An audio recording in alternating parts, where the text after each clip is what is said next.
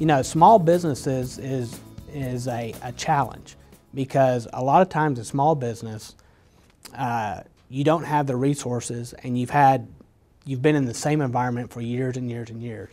The economy's changed, the landscape has changed, and so businesses are having to transform themselves. One of the ways that we help these small businesses is we can bring best practices, we can show them how to improve their company while still keeping the culture of their company.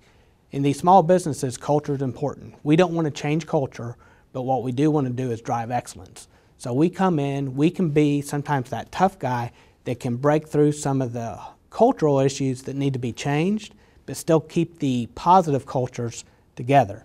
If you're dealing with family businesses, sometimes there's family conflict. We like to say we're the group that can come in and save Thanksgiving.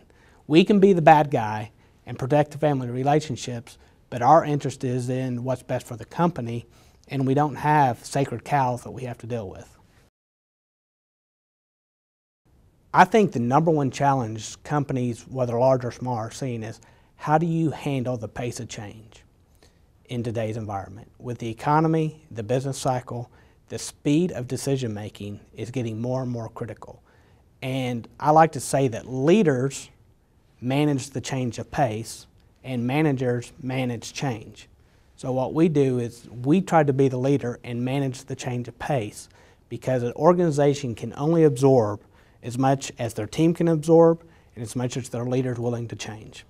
We're not coming in taking over your company. We're trying to guide and develop and lead the team you have and raise them to the highest level they can, so that it's not a huge impact on your organization from a change standpoint. But when change is required, we're not scared to take on the hard challenges and change it.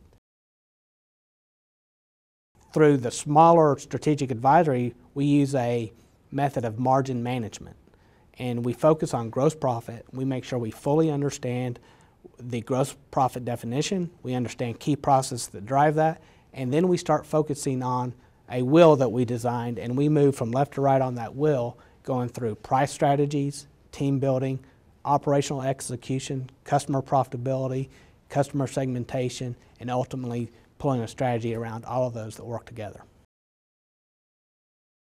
We start with a 1-year retainer, but we have clients that have been with us 6, 7, and 8 years.